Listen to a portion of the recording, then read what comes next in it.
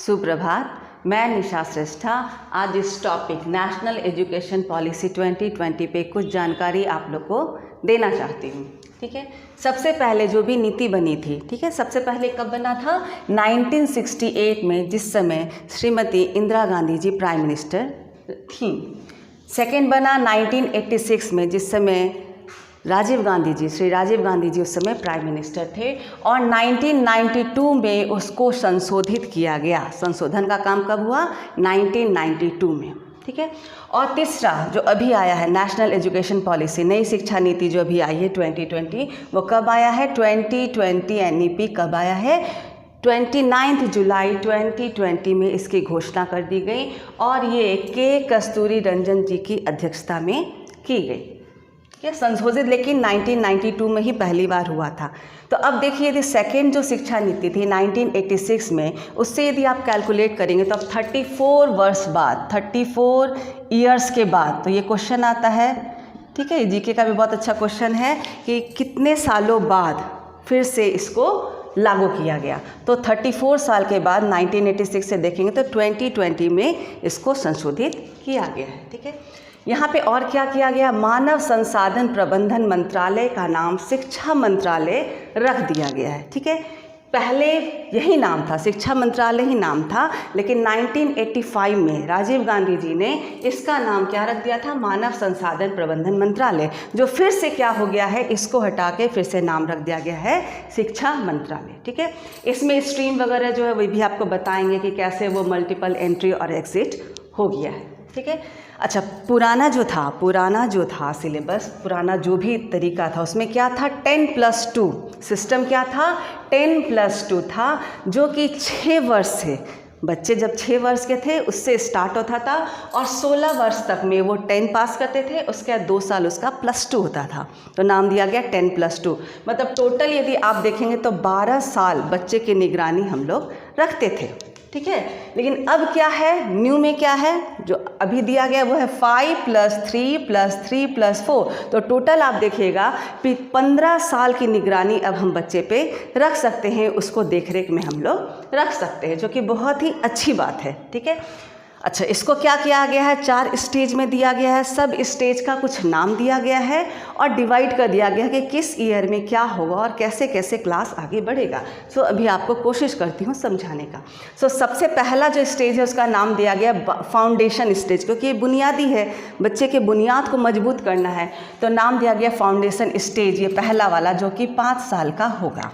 ठीक है, इसमें कोई भी एग्ज़ाम नहीं होगा। होता क्या है कि जब बच्चे स्कूल जाते हैं, हम लोग भी देखे होंगे, हम लोग भी स्कूल गए हैं, तो शुरू में बहुत डर लगता है। बच्चे कुछ क्या होते हैं, वो स्कूल नहीं जाना चाहते हैं, उनको ज़बरदस्ती बिठाया जाता है, कुछ बच्चे तो बहुत रोते भी हैं। तो इस चीज़ को देखा गया और इस पर बहुत ही पढ़ा गया, सोचा गया और ये निष्कर्ष निकाला गया कि यदि बच्चे को स्कूल में खेल का माहौल दें, प्लेग्राउंड दें, ठीक है, उससे इस तरह से बिहेव करें कि जैसे हम आपको खिला रहे हैं, तो बच्चे हो सकता है स्कूल से फेमिलियर हो जाए, हैबिचुअल हो जाए। तो पहला जो 5 साल है, जिसमें बच्चे 3 साल के होंगे, इसको ध्यान देना है, ये 5 साल का है। जब बच्चे 3 साल के होंगे तभी उनको डाल देना है स्कूल में, लेकिन वो क्या रहेगा? Play school. वहाँ पे उसको बिल्कुल भी पढ़ाई के बारे में कुछ नहीं कहना है और 3 साल तक, ठीक है, उसको खिला करके उस पर कोई दबाव नहीं डालना है। और इसलिए रखा गया है जो पहला 5 साल है उसमें कोई एग्ज़ाम भी नहीं होगा, ताकि बच्चे को बहुत टेंशन, बहुत दबाव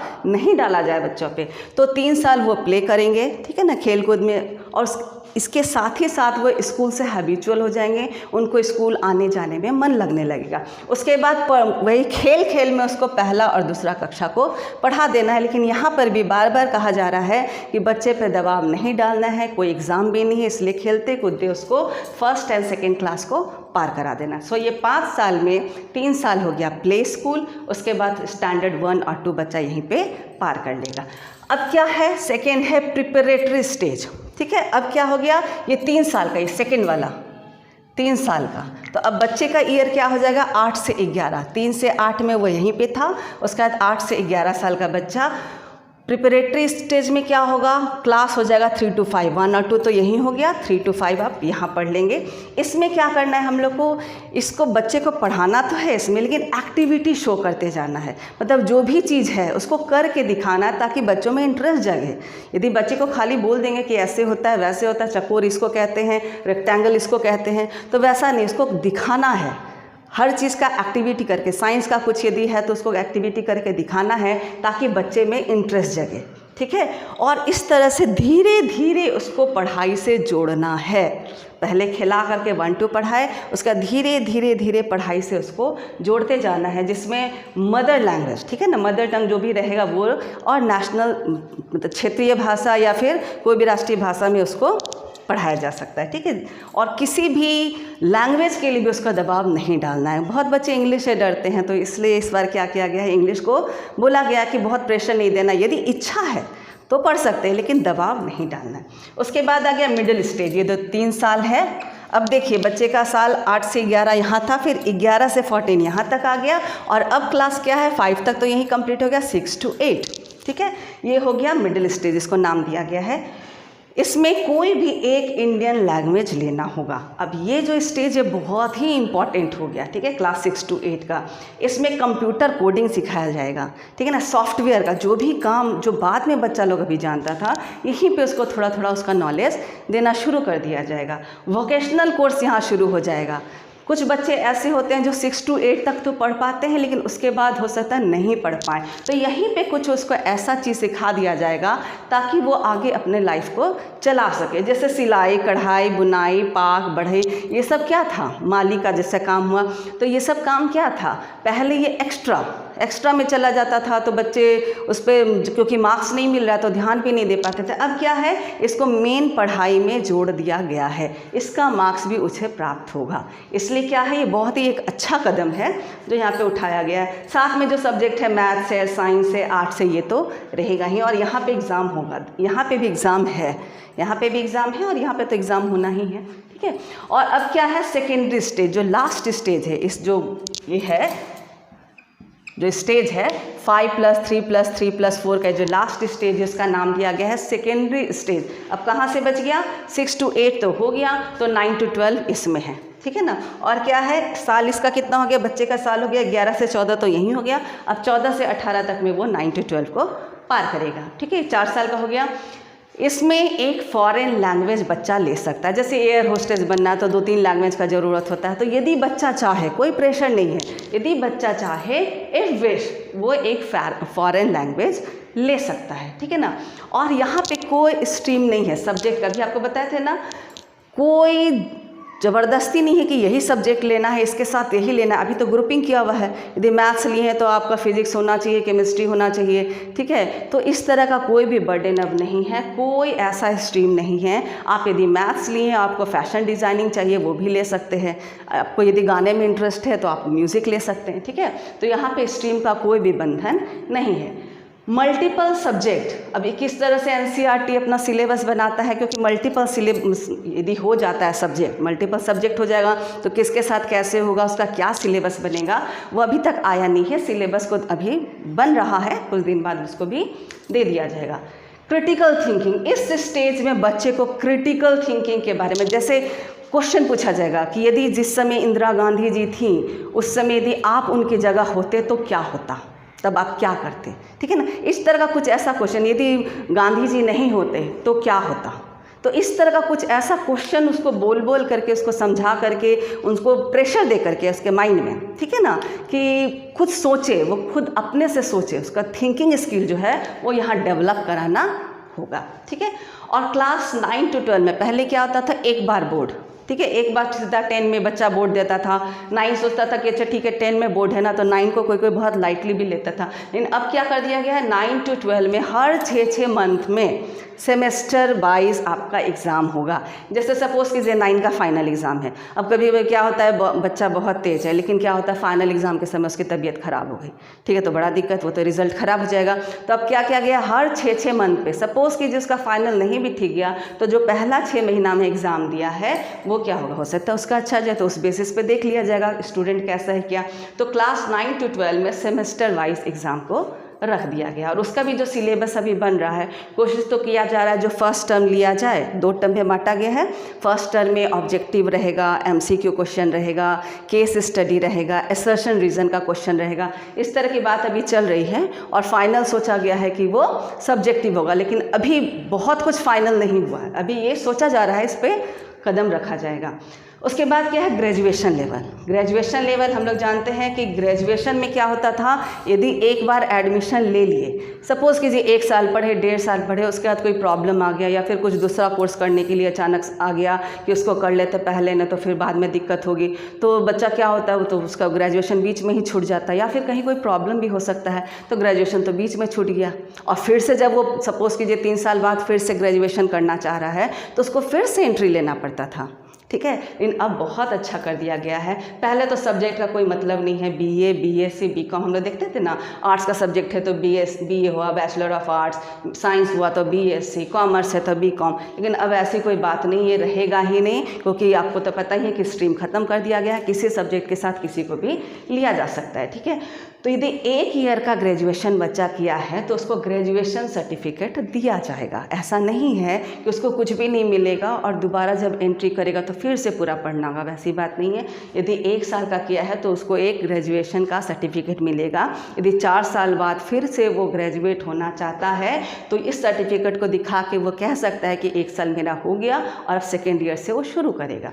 सेकेंड में क्या है, यदि 2 ईयर का करने के बाद उसको कुछ प्रॉब्लम हो गया है, नहीं कर पा रहा है, तो डिप्लोमा, ग्रेजुएशन का डिप्लोमा उसको मिलेगा। और यदि 3 साल हो गया है तब उसको डिग्री मिलेगी, ग्रेजुएशन का डिग्री मिल जाएगा, जो कि जॉब अभी भी हम लोग जानते हैं ग्रेजुएशन होना, उसके बाद ही कुछ जॉब में या कंपटीशन में हम लोग भाग ले सकते हैं। तो वो चीज़ अभी भी है कि 3 साल का जब डिग्री होगा तभी आप जॉब पा सकते हैं, मतलब ग्रेजुएट कहलाइएगा और कोई भी कंपटीशन का एग्ज़ाम आप दे सकते हैं। उसके बाद क्या, यदि 4 साल कर लीजिए तो रिसर्च में जाएंगे। हाँ, एक बहुत ज़रूरी बात, पोस्ट ग्रेजुएट जो होता है, पोस्ट ग्रेजुएट क्या हो गया, अब आप इसको कह सकते हैं 1 या 2 साल का, ठीक है। यदि आप 4 साल का ये कोर्स कर चुके हैं, ग्रेजुएशन का यदि 4 साल कर चुके हैं तो आपको अब पोस्ट ग्रेजुएट के लिए 1 साल ही लगेगा। और यदि आप डिग्री तक करके छोड़ चुके हैं तो 2 साल आपको पोस्ट ग्रेजुएट में फिर देखिए MSc, MA, MCom सब हटा दिया गया, यहीं से हट गया है, ठीक है ना। तो यहाँ क्या है, टोटल मिला के देखें तो पोस्ट ग्रेजुएट होने में फिर वही 5 साल लग रहा है, 3 साल यहाँ, 2 साल यहाँ। यदि यहाँ 4 कर लिए तो 1 साल यहाँ, तो टोटल कितना हुआ, 5 ही साल हुआ, ठीक है ना। तो पोस्ट ग्रेजुएशन के लिए आपको 5 साल ही लगेगा। हाँ, और एक बहुत ज़रूरी बात, MPhil को हटा दिया गया है, पूरी तौर से हटा दिया गया है MPhil को। बाकी PhD वगैरह जैसा था वैसे ही है, लेकिन MPhil को हटा दिया गया है। ग्रेजुएशन के बाद, ग्रेजुएशन में आपको क्या बताए, उसका मल्टीपल एंट्री और एग्ज़िट हो सकता है। मतलब आपको अभी बताया जैसे कि 1 साल में या 2 साल में किसी समय भी आप उसको छोड़ सकते हैं और किसी समय भी आप कुछ साल बाद भी आप उसको ज्वाइन कर सकते हैं, बहुत ही अच्छी बात है। अब देखते हैं जो नया शिक्षा नीति आया है, नया एजुकेशन पॉलिसी 2020, उसका पॉजिटिव व्यूज़ क्या क्या है। सबसे पहला है जीडीपी पे पहले इतना % खर्चा नहीं किया जाता, 4.43% के करीब खर्चा होता था। अब क्या है, उस पर 6% शिक्षा में खर्चा किया जाएगा, ठीक है। स्कूल फ़ी क्या होता था, प्राइवेट स्कूल मनमाने तरीके से अपना फ़ी बढ़ा देते थे, अब वैसा कुछ भी नहीं होने वाला है। हर स्कूल को दे करके पहले ही डिसाइड कर दिया जाएगा कि आप इतना तक अपना फ़ी बढ़ा सकते हैं और उतना ही फ़ी प्राइवेट स्कूल बढ़ा सकता है। मनमाने तरीके से कितना भी फ़ी अब नहीं बढ़ने वाला है। वोकेशनल बहुत ही अच्छा, जो अभी आपको बताया थे 6 to 8 में जो शुरू हुआ है, बहुत ही अच्छा चीज़ है। क्योंकि उसको रियल लाइफ से, जैसे कुछ पढ़ाई कर ले, लेकिन पढ़ाई का आखिर यूज़ कहाँ है, बच्चे सोचते थे ये रट लेंगे तो क्या होगा, अब उसको बताना है कि रियल लाइफ से कैसे जुड़ा हुआ है, ठीक है ना, और उसको प्रैक्टिकल बनाना है, ठीक है। किसी भी बच्चे को पढ़ाई से उसको समाज से भी रिलेट कराना है, रियल लाइफ से रिलेट कराना है और उसको प्रैक्टिकली बताना है, प्रैक्टिकल बताना है, ताकि वो समाज में खड़ा हो सके, ठीक है। अच्छा, अब जो रिज़ल्ट आता था, रिज़ल्ट जो आता है वो सिर्फ मार्क्स दे दिए वैसे नहीं होगा, उसमें मार्क्स तो रहेगा ही, मार्क्स का तो बहुत बड़ा इंपॉर्टेंस है, बिना मार्क्स से तो रिज़ल्ट नहीं बनता है, मार्क्स तो मिलेगा ही। बच्चे को सेल्फ असेसमेंट करने के लिए कहा जाएगा, जो कि देखिए अभी यदि बच्चा कहीं सर्विस करने जाता है, सपोज़ कीजिए वो इसका एग्ज़ाम बैंकिंग का दे रहा है, एसएससी का दे रहा है, कमीशन का दे रहा है, किसी का भी दे रहा है, तो कुछ साल बाद जाके बच्चा खुद डिसाइड करता है, अपने को असेसमेंट करता है, अपना असेसमेंट करता है कि नहीं हम लगता है इसके काबिल नहीं, हम लगता है इसके काबिल हैं, ऐसे करके। तो उस चीज़ को अब यहीं से उसको सेल्फ असेसमेंट करने के लिए प्रेशर दिया जाएगा। वो खुद सोचेगा, उसको खुद कहा जाएगा कि आप खुद को असेस करके बताइए कि आप किस हद तक क्या कर सकते हैं। ठीक है, फ्रेंड से उसका कैसा रिलेशन है।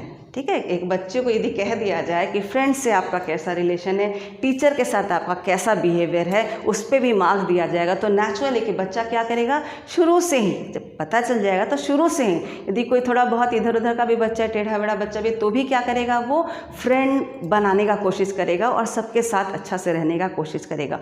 और यदि शुरू से ही बच्चा, ठीक है ना, 15 साल तक, जब बच्चे प्ले में आते हैं तब से लेकर यदि 15 साल तक में बच्चा अच्छे से फ्रेंडशिप करके सबके साथ रहेगा, तो नेचुरल है कि वो अच्छा आदमी बनेगा ही, उसके स्वभाव में परिवर्तन होना ही होगा। ठीक है, और टीचर के साथ भी उसका बिहेवियर दिखेगा। तो इस तरह से देखा जाए तो पूरे डिसिप्लिन में रहता है। यदि सारा चीज़ देखिए तो एक तरह से बच्चे पढ़ाई के साथ पूरे डिसिप्लिन वे में भी स्कूल में रहेंगे। ठीक है, अच्छा, फॉरेन यूनिवर्सिटी को भी कहा गया है कि अब क्या है, 50, लेकिन जैसा तैसा नहीं, 50 टॉप यूनिवर्सिटी को यहाँ पे लाया जा सकता है। ठीक है, सारे यूनिवर्सिटी नहीं आ सकते, इन 50 टॉप यूनिवर्सिटी को भी यहाँ कहा गया कि आप रख सकते हैं। ये क्यों है, कंपटीशन के लिए, उससे हम लोग कंपेयर करके, अपना यूनिवर्सिटी है, फॉरेन का यूनिवर्सिटी है, तो जितना अच्छा यूनिवर्सिटी होगा, नेचुरल है कंपेरिजन के लिए अच्छा यदि कोई आता है तो हम लोग भी ऊपर आएंगे। ठीक है, और डिपार्टमेंट क्या है, इसमें बांट दिया गया है। जैसे पहला, सिलेबस कैसे तैयार होगा, जैसे अभी एनसीईआरटी को दिया गया सिलेबस बनाने के लिए, तो पहले भाग का 4 पार्ट में बांटा गया है। तो पहले पार्ट का यही काम है कि वो सिलेबस को देखे कि किस तरह का बनेगा, कैसा सिलेबस लाएंगे कि सारे स्टेज में बच्चे एकदम प्रॉपर उनका जो माइंड है डेवलप करे और वो अच्छा ग्रोथ एंड डेवलपमेंट उनका हो। और नेचुरल है कि सब चीज़ के बावजूद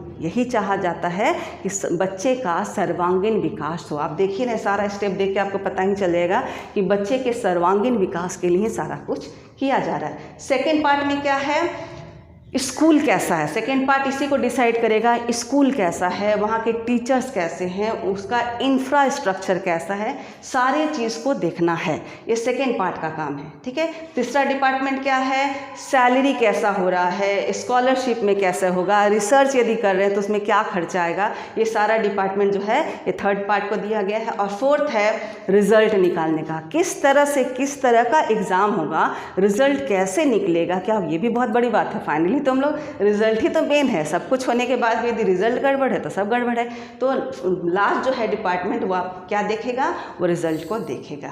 ठीक है, और एक चीज़ टीचर के लिए भी है कि उनको 4 साल का ट्रेनिंग दिया जाएगा। ठीक है ना, कोई भी सब्जेक्ट को इंटरेस्टिंग बनाना वो किसके हाथ में होता है, वो टीचर के हाथ में होता है।